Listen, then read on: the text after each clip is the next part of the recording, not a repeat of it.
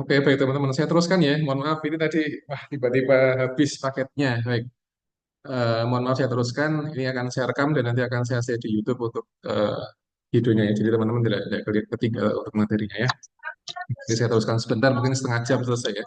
Oke, ini berkaitan berkaitan dengan apa tadi emosi teman-teman ya. Makanya untuk hidup sehat itu di antara tips yang harus kita jaga adalah emosinya gitu. Sebelum kita konsumsi obat-obatan yang kimia atau sebelum konsumsi beberapa herbal yang lain, kita menjaga aspek fisik kita itu yang terpenting ya. Karena setiap organ tubuh kita dari head sampai ke toe sampai ke bagian kuku itu dia semuanya ada emosinya gitu ya. Seorang yang tidak menjaga emosi nanti terkadang malah tantrum, kemudian dia merusak barang, kadang nendang-nendang kursi, nendang-nendang apa meja dan sebagainya, kadang ujung-ujungnya jempolnya dia sakit kayak gitu ya, dan sebagainya, tangannya sakit kayak gitu dan lain sebagainya. Makanya ketika seorang dia bisa menjaga emosinya, bisa menjaga kesabarannya, itu akan sangat-sangat menguntungkan bagi fisik dari manusia tadi gitu ya. Dan ini memang apa mungkin teman-teman juga sudah sering melihat yang ada di sosmed atau di masyarakat kita, seorang yang apa yang kita lihat dia mungkin kurang sabar atau mungkin seorang yang sabar itu secara fisik dia berbeda dari aspek kesehatannya gitu ya. Ya apa namanya secara fisik dan mungkin secara ucapan, secara emosi dia akan berbeda. Makanya ini prinsip atau bagian yang sangat penting dari kehidupan seorang muslim adalah dia menjaga dari apa yang ada di aspeknya, emosinya itu yang terpenting. Karena ketika emosi kita dia baik, emosi kita tertata dan memang itu bisa dikendalikan, maka insya Allah akan tidak menimbulkan efek yang begitu yang buruk kepada tubuh kita. Minimal jantung atau paru-paru kita dia akan lebih sehat ketika seorang itu dia apa menjaga emosinya gitu ya. Nah, di beberapa riset disampaikan kalau seorang yang dia punya kepribadian narsistik itu dia lebih rawan terkena penyakit stroke kayak gitu.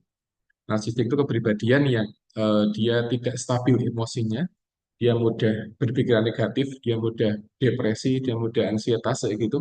Dia malah tidak bagus bagi kesehatan jantung dan pembuluh darah gitu. Jadi kepribadian narsistisme yang saya baca. Jadi dia lebih apa memicu seorang dia terkena stroke yang iskemi dan atau mungkin yang hemorragik gitu ya. Nah ini apa yang menjadi poin penting. Jadi tubuh di organ tubuh kita dia punya banyak sekali bagian gitu ya. Kalau tulang dia punya ratusan tulang, 300 sekian tulang. Kalau organ tubuh dia punya banyak sekali. Pembuluh darah pun dia punya apa kita punya luar biasa sekali. Jadi ini yang harus harus kita jaga. Yang pertama adalah emosinya. Gitu. Kalau seorang dia tidak menjaga emosi biasanya ya tadi efeknya adalah tidak bagus. Yang apa namanya jantungnya, kemudian paru-parunya, kemudian kadang kakinya luka ya, gitu, tangannya luka itu yang kadang menjadi hal yang harus kita hindari gitu. Semuanya. Oke. Nah, di antara cara untuk jaga kesehatan adalah kita harus bijaksana menggunakan handphone. Jadi bijaksana menggunakan handphone. Handphone ini dia punya efek efek samping yang kurang bagus. Ketika kita menggunakannya di tempat yang gelap, kemudian misalnya lampu mati, itu kemudian kita di tempat yang gelap, kemudian apa namanya lihat handphone dengan jarak yang mungkin dalam dekat gitu ya, itu akan menjadi tidak bagus. Nah ini ada kasus menarik. Jadi ada dua pasien yang dia mengalami kebutaan sementara gara-gara handphone kayak gitu. Ya, jadi ini ada remaja usia 22 tahun sama satunya 40 sekian tahun atau mungkin 40 tahunan kayak gitu. Dia eh, mengeluhkan kalau setiap malam itu dia susah untuk lihat. Jadi dia menjadi ngeblur gitu teman. Jadi nggak jelas pandangannya gitu ya. Itu hampir setiap malam. Nah, gitu, hampir setiap malam dia ngeblur dan yang pertama, yang kedua adalah ketika dia bangun di pagi hari, dia tidak bisa lihat sama sekali. Jadi apa namanya hampir mendekati kondisi kebutaan total kayak gitu. Nah, makanya apa ini kita harus hati-hati ketika menggunakan HP. Nah, setelah dikaji lebih detail, ternyata dua pasien ini dia sering kali bermain HP, tapi dalam kondisi lingkungan yang dia gelap, kayak gitu. Jadi misalkan di kamar gitu ya, gelap nggak ada lampu sama sekali, kemudian dia main HP dalam jarak yang dekat gitu, dan dia dalam waktu yang lama. Itu menyebabkan transien smartphone blindness. Jadi kebutaan karena aspek smartphone ya. Ini yang kasus yang pertama. Yang kedua adalah ketika dia bangun pagi hari. Jadi ketika dia tidur ya, tidur di malam hari, kemudian dia bangun tidur dia yang diamati langsung, yang dilihat langsung HP dalam kondisi lingkungan yang gelap itu malah menjadi kurang bagus ya. Ya. Nah, rekomendasi yang disarankan adalah ketika kita di kamar, kemudian main HP, diupayakan jangan di tempat yang jangan dimatikan lampunya, atau mungkin minimal ada lampu remang-remang yang bisa kita gunakan. Jadi jangan total gelap, jangan, karena malah malah berbahaya. Gitu. Karena sinar yang dipancarkan HP itu tentunya dia ketika diterima oleh mata kita dalam waktu yang lama, maka efeknya adalah bisa mengurangi fungsi dari penglihatan. Ini sudah dibuktikan dalam penelitian atau mungkin case study yang ada di sini ya, gitu ya. Lagi sekarang mungkin dalam satu hari mungkin kita akan lebih sering megang HP ya, gitu ya. Makanya kita harus menjaga jarak ketika lihat HP gitu. Kemudian yang kedua adalah kalau kita memang menggunakan waktu yang lama, itu misalkan pas Zoom seperti ini ya diupayakan lingkungan sekitar kita terang, jangan sampai gelap kemudian hanya sinar HP yang mengenai mata kita. Itu yang kurang bagus ya gitu ya. Itu saran yang bisa diberikan dari publikasi banyak. Terkadang alat-alat yang di sekitar kita itu malah kalau kita tidak bijaksana menggunakannya, itu seringkali malah menimbulkan satu yang negatif bagi fisik kita. Ini contoh HP ya. Dan saya yakin semua orang sekarang hampir semuanya punya HP.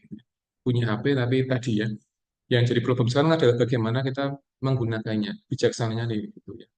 Dalam menggunakan HP dan sebagainya itu menjadi hal yang bijak. Jangan sampai gara-gara HP kita jadi sakit. Itu kan rasanya iman-iman. Jadi harus kita hindari. Jadi HP yang silakan dipakai, tapi kita harus benar-benar bijaksana menggunakannya. Jangan sampai malah membuat kita melalaikan kewajiban kita atau mungkin malah membuat rusak mata dan sebagainya. Itu memang menjadi satu hal yang kurang bagus gitu ya. Oke. Nah, eh, prinsip kedua adalah wajib berobat ketika seorang dia sakit. Gitu. Ini yang kedua. Jadi ketika kita sakit itu wajib berobat, sekalipun sakitnya dia ringan. Nah, obat yang saya maksud adalah obat yang tidak selalu dalam bentuk diet kimia atau obat-obat yang dikonsumsi dan sebagainya. Tapi ada beberapa obat yang dia memang sifatnya bukan kimia, bukan komplementer, tapi dia shopping terapi, teman-teman. Shopping terapi. Jadi terapi belanja itu obat. Obat jenuh, obat bosan itu kadang kita belanja apa senang itu hilang jenuhnya. Itu ada seperti itu ya. Makanya tadi saya sampaikan di awal, jadi obat tidak identik dengan sesuatu yang kita beli di apotek, identik dengan komplementari terapi, tidak. Tapi banyak hal yang bisa kita jadikan sebagai obat. Misalkan shopping terapi. Misalkan, contoh, pusing ngerjain skripsi gitu ya. Pusing topiknya apa, shopping aja. Ya, shopping dalam jumlah yang normal, yang wajar. Bukan dalam jumlah yang konteksnya, impulsif. Atau mungkin shopping yang dia sifatnya adalah konsumtif, bukan, tapi sesuatu yang memang kita butuhkan, bukan karena kita inginkan, gitu ya, dan sebagainya. Makanya terkadang shopping itu menjadi sesuatu yang mengobati kejenuhan seorang, kejenuhan non fisik, gitu ya, non fisik dan sebagainya. Itu bisa dicoba, tapi yang pertama jangan boros yang pertama. Yang kedua tidak membeli yang semua kita inginkan, tapi yang kita butuhkan. Gitu. Karena kalau seorang itu membeli sesuatu yang tidak dibutuhkan atau membeli sesuatu yang diinginkan, itu berarti dia sedikit ke arah lebih boros. Itu yang tidak bagus ya. Makanya kalau kita sedang jenuh sesuatu ya shopping. Shopping tidak selalu dalam bentuk barang yang harus dipajang, tapi boleh belanja jajan itu kan bagian dari shopping terapi. Teman-teman usahakan kuliah dari pagi sampai sore, kemudian di jam istirahat itu jajan itu bagian dari terapi, gitu ya, bagian dari terapi, bagian dari pengobatan. Mungkin jenuh kuliah atau mungkin kuliahnya susah dan sebagainya. Ketika jajan makan, kemudian hilang jenuhnya dan sebagainya. Itu hal yang apa yang wajar yang bisa kita coba, gitu ya. Tapi dalam konteks adalah pertama bukan impulsif. Artinya ketika pingin apa beli, beli tidak. Tapi kita benar-benar butuh itu, bukan yang kita inginkan dan sebagainya. Ya. Itu prinsip shopping. Gitu ya. Yang kedua adalah giving terapi, teman-teman. Adalah memberi. Itu bagian dari terapi. Ya. Gitu. Memberi orang yang tidak mampu. Ya, memberi orang yang tidak mampu. Misalkan pengemis yang dia benar-benar butuh, ya, benar-benar yang tidak mampu. Itu kita beri. Itu kadang melegakan hati kita. Yang pertama, yang kedua adalah meningkatkan rasa syukur kita. Yang Apa? ketiga adalah Apa nih? membantu orang lain itu dia Nanti. satu hal yang eh, apa satu hal yang itu membantu psikologis kita gitu ya. Jadi ada shopping terapi, ada giving terapi, yang ketiga adalah berobat dengan sesuatu yang itu dibolehkan ya.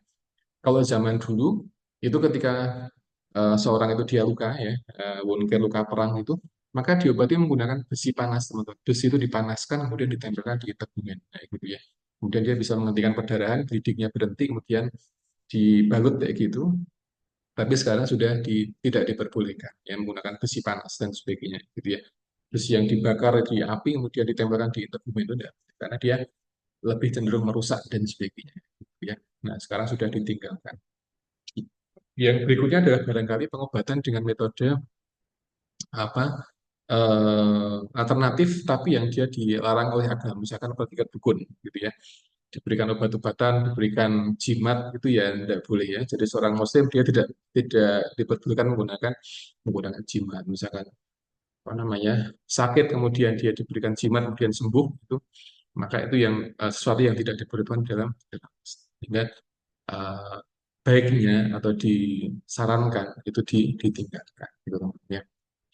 Jadi ada tiga hal ini teman. Jadi shopping terapi boleh silakan tapi dengan jumlah tidak boleh terlalu impulsif atau mungkin harus yang kita butuhkan ya dan sebagainya. Yang kedua adalah giving terapi ya karena apa di dalam sebagian hadis itu disampaikan kalau ketika kita sakit ya di antara obatnya selain dengan istirahat, selain dengan kita obat-obatan kimia ya kita dengan sedekah. Itu yang apa yang bisa dicoba ya dan sudah banyak yang mencoba di masyarakat kita. Jadi ketika sakit ya mereka malah lebih banyak sedekah sehingga sembuh sehingga malah apa namanya menyembuhkan orang dan sebagainya itu menjadi satu hal yang sering ditemukan di masyarakat kita. Jadi ketika kita sakit maka jangan lupa berbuat baik itu yang menjadi poin penting. Jadi jangan sampai kita sakit malah kita tidak berbuat baik sama orang itu menjadi menjadi hal yang mungkin kurang pas gitu ya contohnya. Yang berikutnya ketika kita sakit ya diupayakan kita berbuat sesuatu yang tidak membuat orang lain itu malah tambah panik. Contohnya adalah sebagian orang dia ketika sakit itu dia bikin status di WA, status di Instagram, dia berkeluh kesah. Itu kan membuat orang yang baca menjadi apa namanya menularkan aura-aura yang negatif. Makanya itu sebaiknya dihindari, ya, dihindari teman-teman semuanya. Dihindari. Jadi silakan membuat story-story Instagram atau apapun, tapi diupayakan itu yang membuat yang baca itu dia ada benefitnya, ada manfaatnya. Karena ketika bikin story kemudian isinya adalah umpatan, isinya adalah dan sebagainya yang negatif itu malah yang baca menjadi wah ini jangan-jangan sedang bermasalah dan sebagainya. Makanya apa jejak digital kita itu harus benar-benar dijaga, jangan sampai kita punya jejak digital yang negatif, yang tidak bagus sehingga menimbulkan persepsi yang tidak bagus bagi orang yang baca. Ya, kayak gitu. Prinsip ketiga adalah kesembuhan itu adalah hak Allah. Itu yang penting, teman-teman. Jadi, sebagian orang ya, dia sakit ya, atau mungkin kecelakaan di jalan, kemudian memanggil ambulan dari IGD, kemudian dalam perjalanan ke rumah sakit, itu ada sebagian pasien yang dia survive sampai hospital, kemudian dia selamat dan sebagainya, sembuh ya.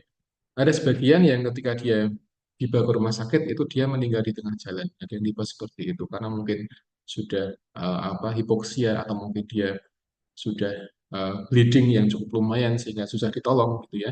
Nah, ini yang harus kita pahami bersama. Jadi kita sebagai nakes ya upaya kita adalah berusaha semaksimal mungkin. Mungkin teman-teman yang mungkin besok kerja di IGD atau mungkin diminta untuk merujuk pasien di rumah sakit atau diminta untuk apa namanya mengambil pasien mungkin kecelakaan di jalan itu harus punya prinsip bahwa kesembuhan adalah hak dari Allah Subhanahu wa Ta'ala. Jadi kita berusaha membantu dalam memberikan terapi-terapi yang sesuai kondisi pasiennya dan sebagainya, tapi kesembuhan adalah hak Allah Subhanahu wa Ta'ala. Kita hanya berusaha gitu ya. Jadi ini yang terpenting ya. Oke. Nah, ini unik teman-teman yang saya tampilkan. Jadi ada sebagian pasien yang dia darahnya biru, darah biru. Nah, darah biru itu dikenal orang sebagai bangsawan gitu ya. Bangsawan orang yang punya posisi yang bagus, punya sosial yang bagus, tapi secara medis kesehatan itu benar-benar nyata. Tapi nyatanya, maksudnya realnya adalah darahnya benar-benar biru, biru pekat, teman-teman, biru pekat. Ini yang pernah saya baca di artikel. Jadi eh, ada yang namanya istilah metemoglobinemia, kayak gitu, metemoglobinemia. Jadi ini pasiennya adalah pasien dengan apa namanya gangguan ini ya, gangguan pernafasan, kemudian dia dirawat di sebuah hospital dan sebagainya, dia dapat terapi-terapi tertentu kayak gitu. Tapi setelah diobservasi beberapa lama, kok dia ada perubahan warna dari darah. Darahnya jadi pekat, jadi biru. Biru dongker, jadi agak biru ya gitu. Bukan merah lagi ya, ketika diambil. Nah, ini sudah difoto, didokumentasikan gitu ya, dan sebagainya. Nah, ternyata setelah dikaji lebih detail, setelah di asesmen oleh nakes yang ada di rumah sakit itu, ternyata pasien dia sebelum dibawa ke rumah sakit, dia mengkonsumsi obat-obatan penghilang sakit gigi. Obat-obatan penghilang sakit gigi. Karena dia sakit gigi, kemudian dia konsumsi obat-obatan penghilang ini ya, penghilang nyeri ya gitu. Namanya benzokain, kalau tidak salah. Benzokain gitu ya. Nah, itu dia ternyata efek sampingnya adalah ini mengganggu oksigenasi yang ada di ini yang ada di apa fisik pasiennya sehingga kondisi oksigennya, kondisi dari darahnya dia menjadi terganggu metabolismenya, terganggu dari strukturnya dan sebagainya. Akhirnya apa kondisi darah yang tadinya merah karena efek pengobatan itu menjadi malah pekat hitam biru kayak gitu. Tapi kulitnya dia tidak berubah jadi biru. Tapi yang berubah adalah darahnya saja. Darahnya dia biru. Tapi setelah nanti pasien dia apa diobservasi lagi dan apa setelah beberapa hari dia kembali normal lagi darahnya. Gitu ya. Nah ini penting. Kenapa? eh, Kalau teman-teman memberikan obat ke pasien, memberikan satu treatment ke pasien, ya disampaikan efek samping yang mungkin muncul. Kayak gitu. Sehingga pasien dia tidak kaget ketika dia lihat kok ada perubahan di fisiknya. Kok saya habis minum obat ini kok jadi berubah apanya? Itu yang kadang pasien tidak tahu. Makanya kita harus berikan ya, kita informasikan selain aspek positifnya juga kita sampaikan efek negatif dari dari obat yang kita berikan kepada pasien ya, gitu ya. Nah, ini pasien dia konsumsi obat-obatan anti ini, penghilang nyeri gigi, sakit gigi. Nanti efeknya malah merusak dari tatanan hematologi ya gitu darah sehingga malah yang darah yang tadinya merah menjadi malah biru pekat kayak gitu dan sebagainya ya. Ini setelah diambil darahnya teman, setelah diambil pakai swab gitu itu malah jadi biru darahnya ya dan sebagainya ya. Nah, ini yang juga nyata teman-teman, ini yang juga nyata. Jadi mirip avatar ya. Jadi kulitnya biru. Nah, gitu. Blue Fugates namanya. Jadi ini penyakit Blue Fugates ya. Dan ini sebabnya adalah karena dia keracunan. Keracunan tadi ya, ingesting colloidal silver dan sebagainya. Jadi dia entah kenapa, tapi dia makan sesuatu yang dia mengandung colloidal silver sehingga merubah warna kulit jadi agak-agak biru seperti itu. Nah, ini yang uniknya teman-teman semua unik ya. Jadi makanan itu juga kadang berpengaruh terhadap dari gangguan dari kulit kita, gitu ya. Jadi ketika kita makannya sehat, nanti akan kelihatan di kulit kita akan sehat. Tapi kalau kita makannya nggak sehat, nanti akan kelihatan di bagian integumen dan sebagainya. Jadi yang apa prinsip kesehatan yang kita harus paham. Ini merubah integumen, tapi dia tidak merubah warnanya, gitu ya. Ada lagi teman-teman saya tunjukkan. Nah, ini benar-benar biru. Birunya bukan karena dia konsumsi makanan, tapi karena memang apa namanya ada kelainan, teman-teman, ada kelainan. Nah, di beberapa kasus yang saya baca di websitenya ini, doctor.com ini, jadi seorang yang dia berubah warnanya jadi biru kulitnya, itu di antara sebabnya adalah karena dia menikah dengan kerabatnya sendiri. Menikah dengan kerabatnya. Jadi dia menikah dengan orang terdekatnya dia, entah adiknya atau mungkin sepupunya atau mungkin saudara terdekatnya dia menikah dengan tadi dengan apa yang masih mahramnya seperti itu. Makanya dalam agama kita tidak boleh menikah dengan mahram kita ya, kayak gitu. Nah, ketika itu dilanggar, maka dia, efek yang muncul adalah jadi ini, jadi biru wajahnya. Nah, birunya bukan hipoksia tapi ada beberapa komponen integumen kulit yang dia berubah. Jadi dia merubah sistem DNA-nya, merubah selnya sehingga jadi yang tadinya mungkin apa warna kulitnya dia apa orang Amerika gitu atau mungkin orang Eropa, jadi berubah jadi biru dan sebagainya. Jadi antara sebabnya adalah karena dia menikah dengan apa saudaranya, masih kerabatnya, itu yang tidak diperlukan. Nah, tadi yang saya sampaikan ketika itu dilanggar, maka di antara efek sampingnya adalah ya, seperti ini ya. Dan ini contoh aja, gitu ya. Yang keempat, teman-teman, yang keempat, pengobatan diserahkan kepada ahlinya, kayak gitu ya. Misalkan dengan perawat, atau dengan dokter, dengan nakes, dan sebagainya. Dan tidak berspekulasi dengan pengobatan, itu yang penting. Jadi kalau kita belum pernah konsumsi obat tertentu, maka jangan dicoba-coba. Oh, pengen nyoba nih, kayak gimana nih ya, nah, kosmetik, pengen nyoba kosmetik ini, dan sebagainya. Itu yang kurang disarankan ya. Karena terkadang coba-coba endingnya malah nggak bagus efek sampingnya. Jadi harus hati-hati. Buat apapun yang dipakai di wajah ya, atau mungkin yang di kulit, atau mungkin yang dikonsumsi gitu. Kalau teman-teman memang belum ada informasi terkait itu, maka baiknya tidak digunakan. Karena ya tadi ya, banyak ya masyarakat yang mencoba-coba tapi malah hasilnya menjadi tidak bagus gitu ya. Dengan kadang harga yang murah tapi kemudian efek sampingnya bagus, efeknya positif gitu ya, itu malah terkadang menjadi hal yang harus kita hindari ya. Jadi di apa online shop itu ada beberapa obat yang dia murah gitu untuk dan sebagainya, macam-macam kosmetik sih biasanya itu diupayakan teman-teman tidak usah membeli ya. Kenapa? Karena tadi ya, resiko yang muncul itu terkadang lebih lebih besar daripada manfaat yang kita rasakan ya, dan sebagainya. Yang keempat adalah jika ada beberapa ahli di bidang yang sama, maka pilihlah yang paling senior atau paling ahli. Jadi ahlinya ahli gitu ya bahasanya. Nah, ini yang juga penting teman-teman. Karena apa di profesi kita itu banyak seorang yang dia jurusannya sama, mungkin sama-sama spesialis, tapi yang satu lebih pinter. Ada yang seperti itu ya. Itu banyak ya. Dokter atau mungkin perawat atau mungkin yang lain itu sama-sama dokter, tapi dia beda, pengalamannya beda, kemudian dia skillnya beda dan sebagainya, itu biasa. Jadi hal yang apa, yang sering kita amati gitu ya. Sama-sama dokter bedah, tapi dia satu lebih pengalaman, satunya mungkin masih baru lulus dan sebagainya, itu menjadi hal yang beda. Perawat pun juga sama, sama-sama mungkin sama-sama spesialis, sama-sama S3, tapi dia beda beda apa namanya, beda pengalamannya, beda persepsinya dan sebagainya, malah menjadi satu hal yang apa yang menjadi referensi dalam memilih ahli ketika kita konsultasi dengan apa berkaitan dengan kesehatan ya.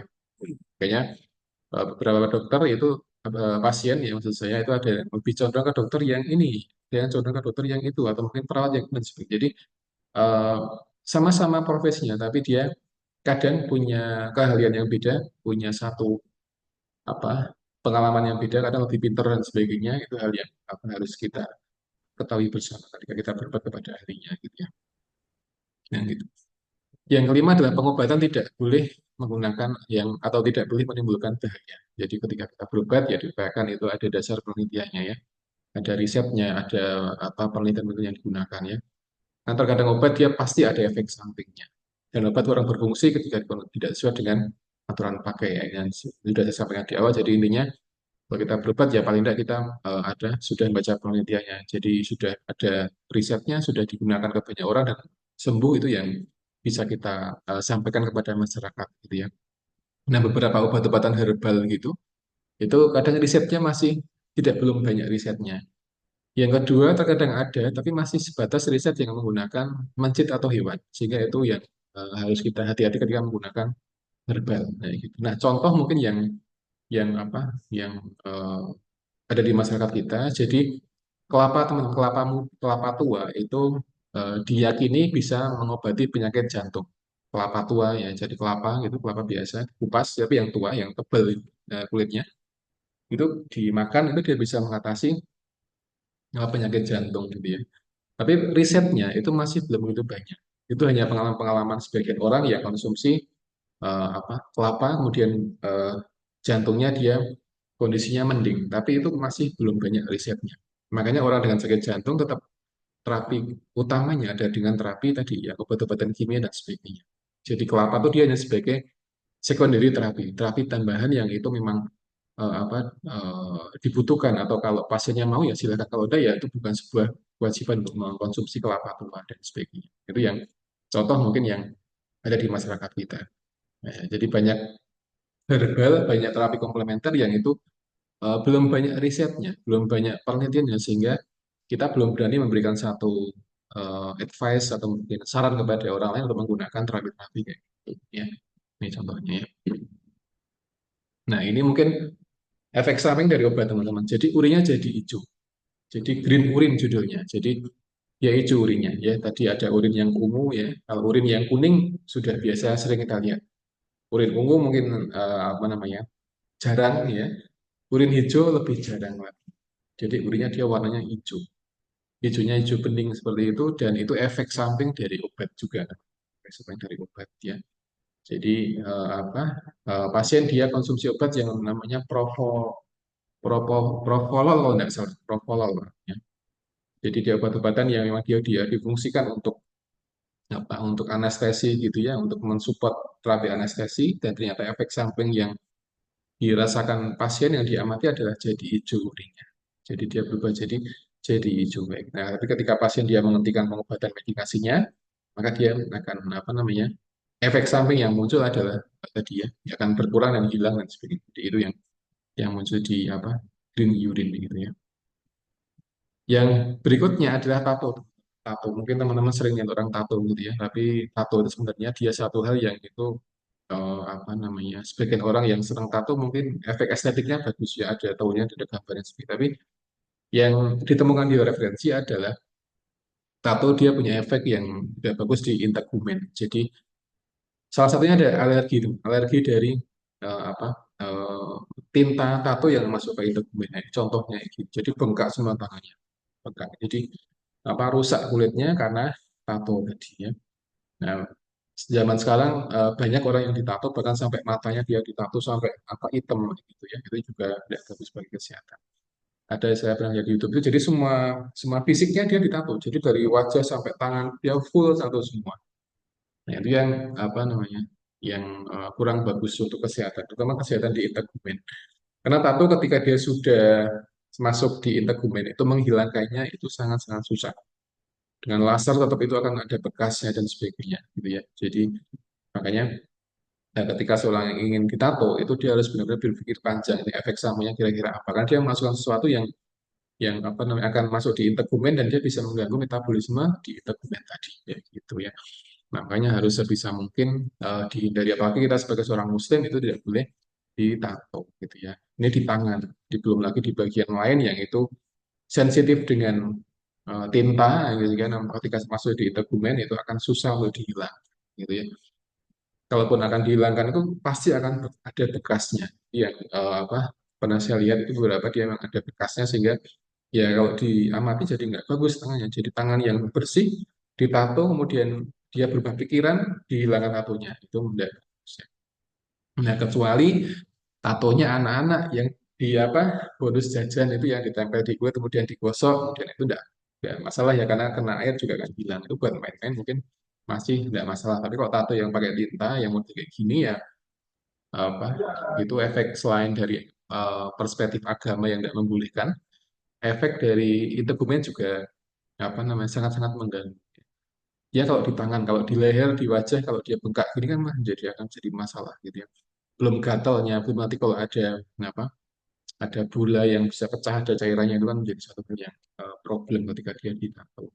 Maka apa, seorang Muslim itu dianya tidak ditato kulitnya. Nah, ini ya.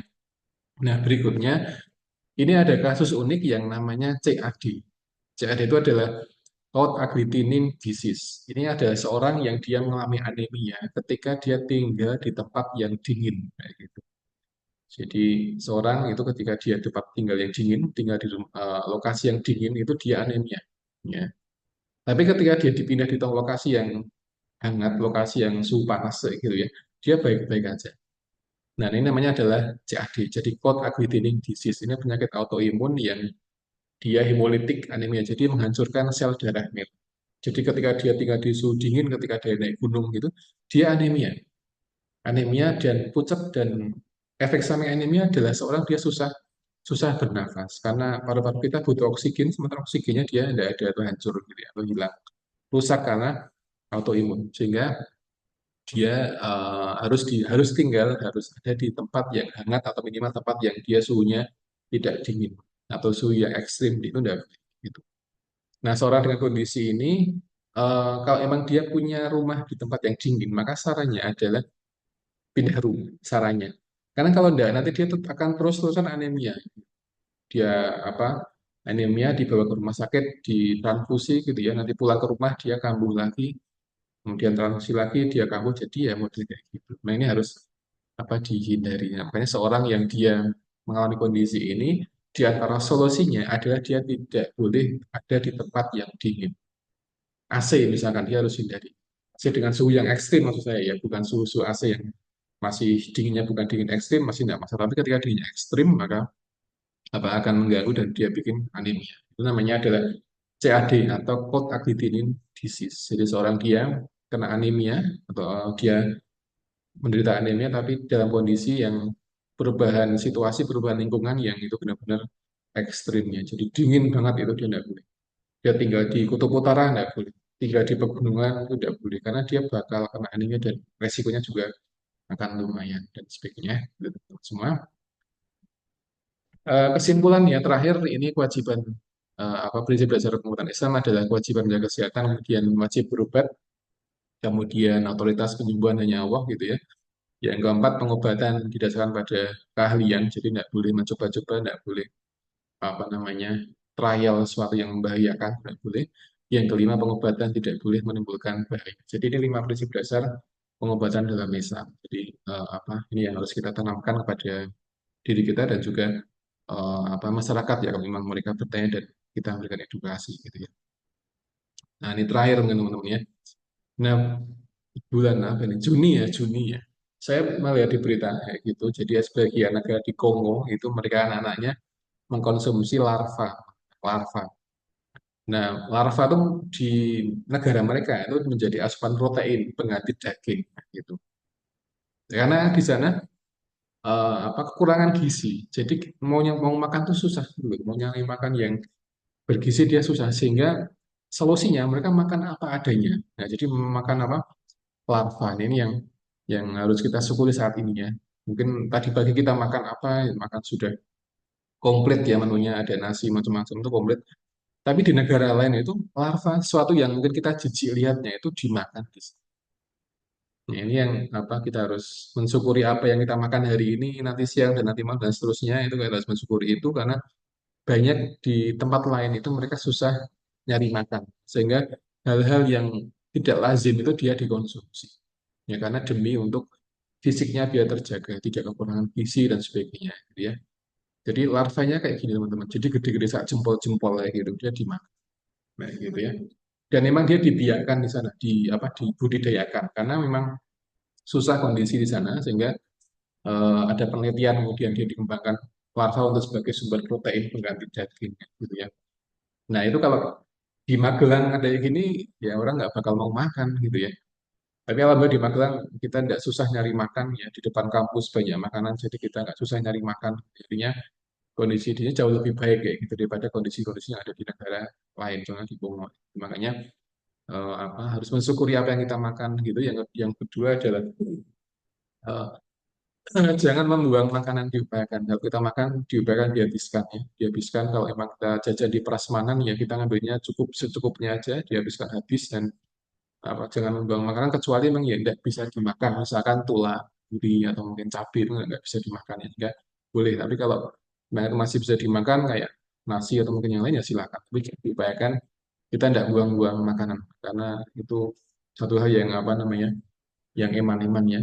Dan kemarin pas di berita, pas perayaan apa itu ada sebagian tempat di daerah Jabar Jakarta itu dia bikin nasi kuning tapi ini teman-teman apa satu lapangan ya, akhirnya malah kebuang jadi malah kebuang sia-sia itu yang menjadi viral kemarin jadi banyak orang yang bikin nasi kuning peringati hari apa itu malah endingnya malah tidak apa nggak habis nasinya malah sisa banyak dan dibuang jadi mubazir eman-eman. Gitu. Makanya pada di negara lain itu banyak orang yang susah nyari makan. Makanya kita harus mensyukuri kondisi kita sekarang ya, apapun kondisi kita dan terutama masalah makanan karena tadi ya apa banyak di negara lain yang mereka susah nyari makan sampai larva pun dimakan ya.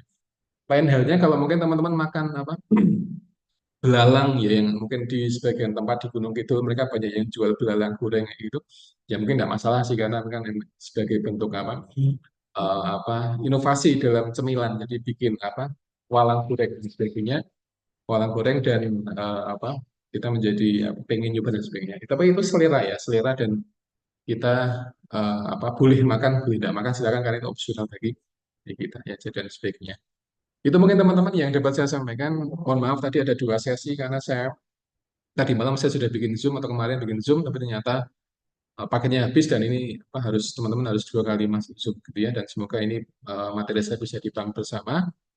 Terakhir sepertinya ya. Terakhir dan insya Allah akan saya upload di YouTube dan mungkin akan saya sharekan linknya ke teman-teman ya. Ini terakhir aja. Quotes of the day. Ini bisa dibahas sendiri ya. Oke, mungkin itu yang dapat saya sampaikan. Sebelum saya tutup, ada pertanyaan barangkali silakan teman-teman. Ada pertanyaan, silakan.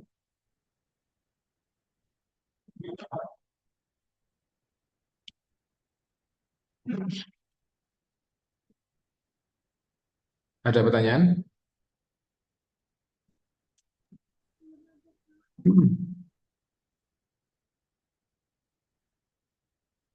Tidak ada ya? Baik. Baik, kalau tidak ada, saya kira cukup teman-teman untuk kuliah hari ini. Semoga apa yang kita pelajari ada manfaatnya dan seri. Assalamualaikum warahmatullahi wabarakatuh. Waalaikumsalam warahmatullahi Waalaikumsalam wabarakatuh. warahmatullahi Terima kasih, Pak. wabarakatuh. Iya, Terima kasih, sama-sama. Pak. Saya izin untuk tutup Zoom-nya teman-teman.